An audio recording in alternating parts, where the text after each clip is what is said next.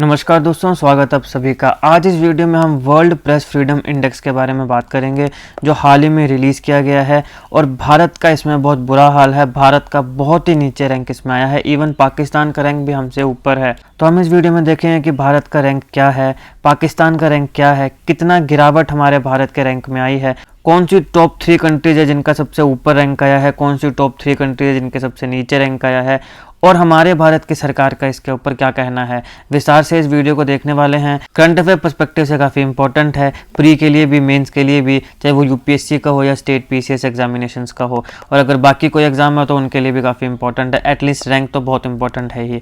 तो अब इस वीडियो को अंत तक देखेगा, चैनल पर नहीं तो सब्सक्राइब अवश्य करेगा। Politics, economy, GK, tax, geography, science, environment and ecology की तमाम वीडियोस के लिए हमारी प्लेलिस्ट को जरूर चेक करेगा। चलिए शुरुआत करते हैं। देखिए, अभी हाल ही में वर्ल्ड प्रेस फ्रीडम इंडेक्स आया है। सबसे पहला सवाल तो यह बनता है कि इस इंडेक्स को रिलीज कौन करता है। तो इसे रिलीज करता है reporters without borders. Reporters without borders ये एक ऑर्गेनाइजेशन है जो इस इंडेक्स को रिलीज करती है। अब इसका ऑब्जेक्टिव क्या है, क्यों इसको रिलीज किया जाता है? इसका ऑब्जेक्टिव है कि जो मीडिया की फ्रीडम है उसे एसेस किया जाए और इवेल्युएट किया जाए। 180 देशों के लिए ये इंडेक्स निकाला जाता है। वहाँ जो जर्नलिस्ट हैं और मीडिया आउटलेट्स हैं उनकी फ्रीडम को, जो मीडिया की फ्रीडम है उसका कितना एक्सटेंट है, कितनी फ्रीडम है उनके पास, उसको एसेस किया जाता है, इवेल्युएट किया जाता है और फिर उसके बाद ये इंडेक्स दिया जाता है। तो ऑब्जेक्टिव मुख्यतः यही है कि जो मीडिया की फ्रीडम है उसे एसेस किया जाए और इवेल्युएट किया जाए। और टोटल कितने कंट्रीज़ के लिए ये इंडेक्स दिया जाता है? 180 कंट्रीज़ के लिए। अब ये जो इंडेक्स है इसका जो इवैल्यूएशन है कुछ चीज़ों के ऊपर बेस्ड होती है, कुछ चीज़ों के ऊपर डिपेंड करती है, जैसे कि मीडिया प्लूरलिज्म, उसके साथ साथ लेजिस्लेटिव फ्रेमवर्क, फिर ट्रांसपेरेंसी, मीडिया में कितनी ट्रांसपेरेंसी है, इंडिपेंडेंस, कितना इंडिपेंडेंटली बिना किसी दबाव के जो मीडिया वाले हैं, जो मीडिया हाउसेस हैं, जर्नलिस्ट हैं, वो काम कर रहे हैं। इसके साथ साथ सेफ्टी ऑफ जर्नलिस्ट, कि जो देश है उसमें जर्नलिस्ट की कितनी सेफ्टी है। ऐसा तो नहीं है कि वो गवर्नमेंट को क्रिटिसाइज करता है तो उसको मारने की धमकियाँ दी जा रही हैं, उसके ऊपर प्रेशर डाला जा रहा है, मानसिक रूप से उसकी प्रताड़ना की जा रही है। तो क्या सेफ्टी है? तो ये मुख्य फैक्टर्स हैं जिसके बेसिस के ऊपर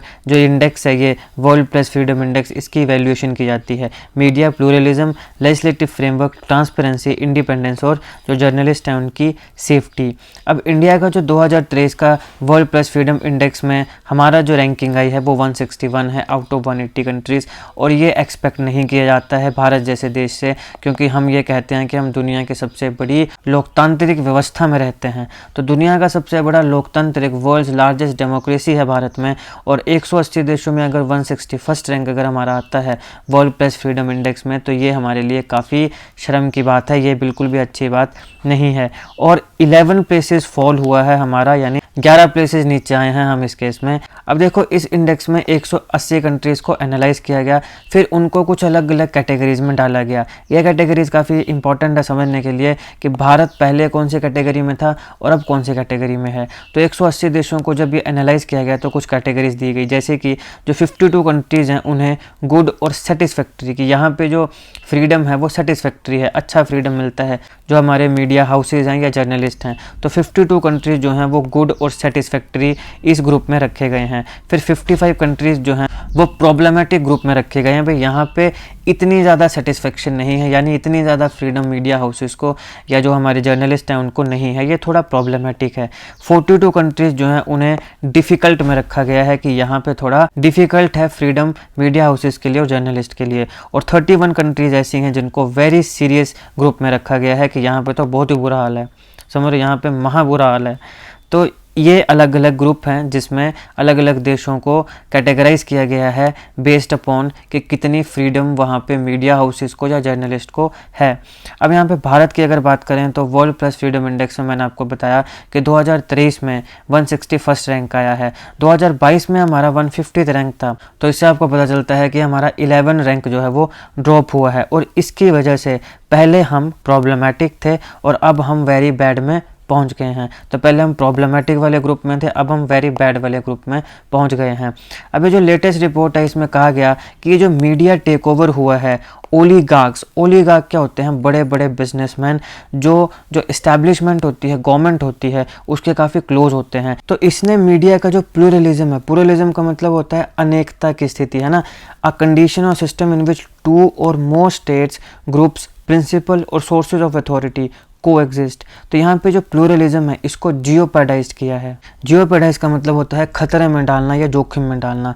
तो ये जो प्लूरलिज्म है मीडिया का, इसको खतरे में डाला है, क्योंकि अब कोएग्जिस्टेंस जो है वो कहीं ना कहीं ख़त्म हो रही है, ऐसा इस रिपोर्ट का दावा है। अब आप ज़रा ध्यान दीजिए कि कौन से ओलिगार्क की बात हो रही होगी। तो मोस्ट प्रोबेबली ये अडानी साहब की बात हो रही होगी, जब उन्होंने अभी हाल ही में एनडीटीवी को ख़रीदा है। तो फिर ये हो सकता है, क्योंकि ऐसा कहा जाता है कि जो अडानी हैं वो मोदी जी के बहुत ही ज़्यादा क्लोज हैं। अब हैं कि नहीं है वो हमें नहीं पता, लेकिन ऐसा मीडिया में आता है।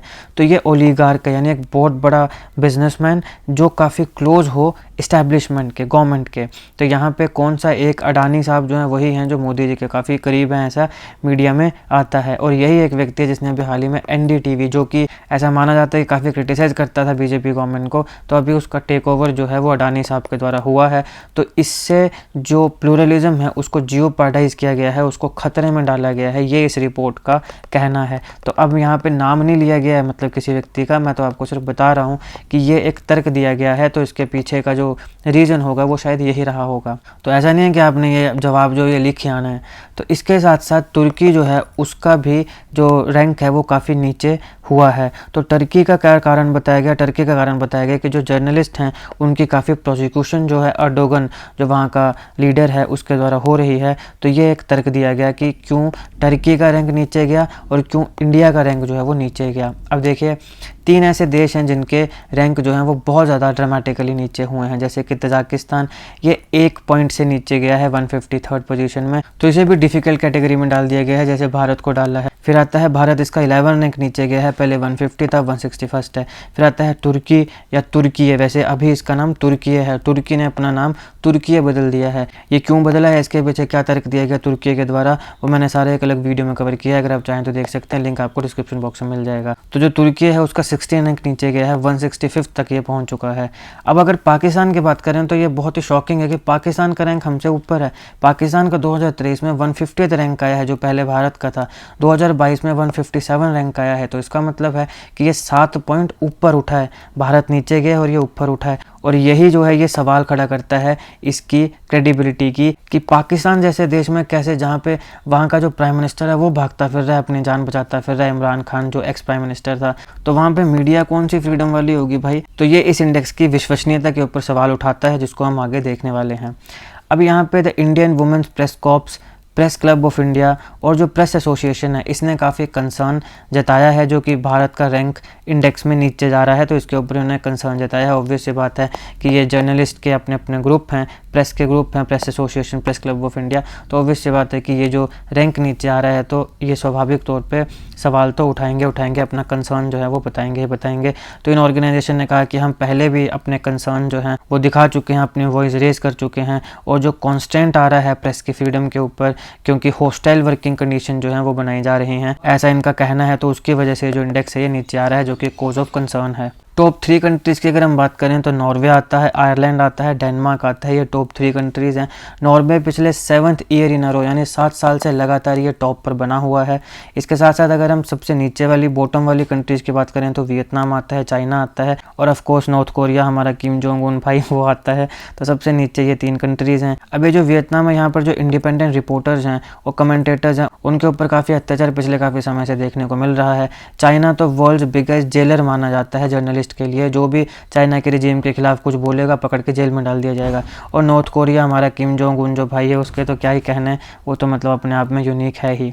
अब इंडियन गवर्नमेंट जो है वो इस इंडेक्स से एग्री बिल्कुल नहीं रखती है, वो इसको क्रिटिसाइज़ करती है। हमारे जो इन्फॉर्मेशन एंड ब्रॉडकास्टिंग मिनिस्टर हैं अनुराग ठाकुर जी, उन्होंने पार्लियामेंट में मार्च में कहा था एक रिटर्न रिस्पॉन्स में कि हम इसको नहीं मानते हैं, हम इससे एग्री नहीं करते हैं। उन्होंने कहा कि ये इन्फ्रेंस है इंडेक्स की जिससे हम एग्री नहीं करते हैं। लो सैम्पल साइज़ देखा जाता है यहाँ पे, और जो फंडामेंटल्स होते हैं डेमोक्रेसी के उसको कोई भी वेटेज नहीं दी जाती है। अब जैसे आप बात कर रहे हो कि फ्रीडम नहीं है, लेकिन क्या अगर फ्रीडम के नाम पे जो जर्नलिस्ट है वो झूठ ही फैलाया जा रहा है, क्योंकि फेक न्यूज़ आज के समय एक बहुत बड़ा इशू न सिर्फ भारत में बल्कि पूरी दुनिया में है। तो आप उन चीज़ों को तो कंसीडर कर ही नहीं रहे हो। अगर कोई मान लो फेक न्यूज़ फैला रहा है तो उसके ऊपर कार्रवाई होगी। फिर आप कहोगे कि देखो जी जर्नलिस्ट के ऊपर कार्रवाई होगी, तो क्यों नहीं होगी भाई, वो फेक न्यूज़ फैला रहा था तो होगी। तो इसके ऊपर काफ़ी क्वेश्चंस हमारी इंडियन गवर्नमेंट ने पहले भी उठाए हैं। तो अब यहाँ पर आपने बायस्ड होकर नहीं देखना है, चाहे आप किसी मर्जी पार्टी के क्यों ना हो। अगर आप एक एग्जाम्पल एग्जामिनेशन की तैयारी कर रहे हो तो आपको पॉजिटिव और नेगेटिव दोनों देखने हैं, पक्ष और विपक्ष। तो पक्ष के केस में तो ये आ जाएगा कि भाई इतना नीचे हमारा रैंक आया है, और ये जो इतना कम रैंक आया है ये काफ़ी कॉज ऑफ कंसर्न है, क्योंकि हम डेमोक्रेसी में रहते हैं, दुनिया के सबसे बड़े लोकतंत्र में रहते हैं। तो लोकतंत्र का यही मतलब है कि डिसेंट जो है उसको भी उतनी ही जो आज़ादी है वो दी जानी चाहिए, उसको उतनी फ्रीडम दी जानी चाहिए। लेकिन फिर इसके नेगेटिव में आता है कि यहाँ पे जो इंडेक्स है, यहाँ पे लो सैम्पल साइज़ है, और यहाँ जो फंडामेंटल्स होते हैं डेमोक्रेसी के उसको नहीं देखा जाता है। एग्जांपल मैंने आपको बता दिया कि अगर कोई जर्नलिस्ट फेक न्यूज़ पेडल कर रहा है, फेक न्यूज़ बढ़ा रहा है, तो उसके ऊपर कार्रवाई ऑब्वियस सी बात है कि होगी ही होगी। तो तुम उसके केस में ये नहीं बोल सकते हो कि भैया ये तो जो प्रेस है उसकी फ्रीडम के ऊपर अत्याचार हो रहा है। प्रेस की फ्रीडम पर अत्याचार नहीं हो रहा है, लेकिन उसका जो दुरुपयोग है उसके ऊपर अत्याचार हो रहा है, लेकिन इन चीज़ों को तुम कंसीडर नहीं कर रहे हो। तो तुमने पॉजिटिव नेगेटिव दोनों चीज़ें देखनी है। इसके साथ साथ जो रिलेटिव रैंकिंग आई, जैसे पाकिस्तान की 150 आ गई, अफगानिस्तान की 152nd। अब बताओ, ये जो है ये क्वेश्चन खड़ा करता है इनके निष्पक्षता के ऊपर कि पाकिस्तान जहाँ का ex prime minister Imran Khan अपनी जान बचाता फिर रहा है, वहाँ पर प्रेस को, मीडिया को कौन सी फ्रीडम मिल जाएगी। अफगानिस्तान जहाँ पे एक टेररिस्ट ऑर्गेनाइजेशन रूल कर रही है, तालिबान रूल कर रहा है, वहाँ पर महिलाओं के ऊपर अत्याचार हो रहे हैं, मीडिया वालों को कौन सी फ्रीडम देंगे। फ्रीडम का मतलब ये है कि अगर अफगानिस्तान के प्रेस रिपोर्टर चाहें, जर्नलिस्ट चाहें, तो वो जो रिजीम है अफगानिस्तान की उसको क्रिटिसाइज कर सकते हैं। अब तुम्हें लगता है कि कोई अफगानिस्तान का क्रिटिसिज्म करेगा तो वो उसे जिंदा छोड़ेंगे, वो उसको पब्लिकली एग्जीक्यूट कर देंगे।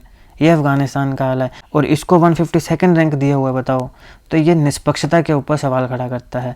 तो ये था इसका एनालिसिस। आई होप आपको वीडियो अच्छी लगी। अगर आपको अच्छी लगे तो लाइक करिएगा, शेयर करिएगा।